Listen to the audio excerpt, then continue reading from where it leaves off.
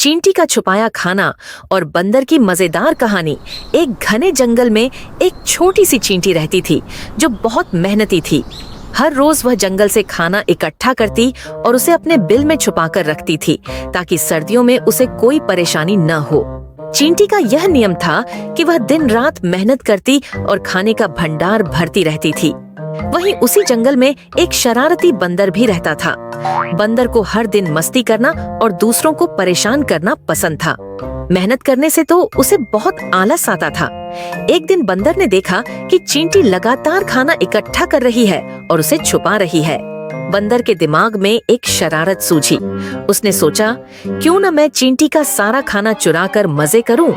अगले दिन जब चींटी खाना इकट्ठा करने के लिए बाहर गई, बंदर ने मौका पाकर चुपके से उसके बिल में घुसकर सारा खाना निकाल लिया और उसे एक पेड़ की ऊंची शाखा पर छुपा दिया। उसने सोचा, अब मुझे कुछ भी करने की जरूरत नहीं है, सारा खाना मेरे पास है, मैं आराम से इसे खाऊंगा। जब चींटी वापस आई तो उसने देखा कि उसका सारा खाना गायब है। वह हैरान और दुखी हो गई। उसने चारों ओर ढूंढा लेकिन उसे कुछ भी नहीं मिला। चींटी समझ गई कि जरूर किसी ने उसका खाना चुराया है, लेकिन वह कुछ कर नहीं सकी।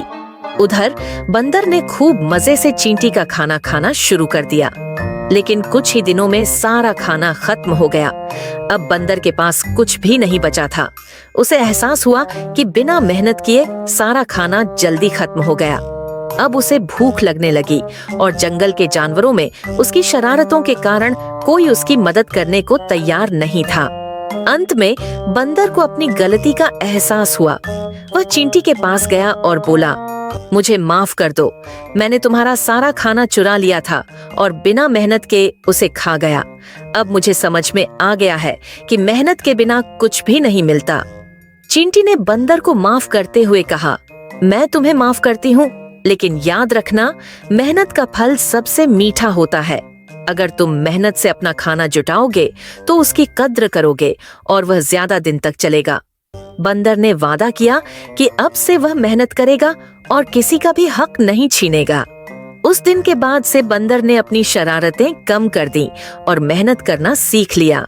नैतिक शिक्षा, मेहनत का फल सबसे अच्छा होता है और दूसरों की चीजें चुराने से कभी खुशी नहीं मिलती।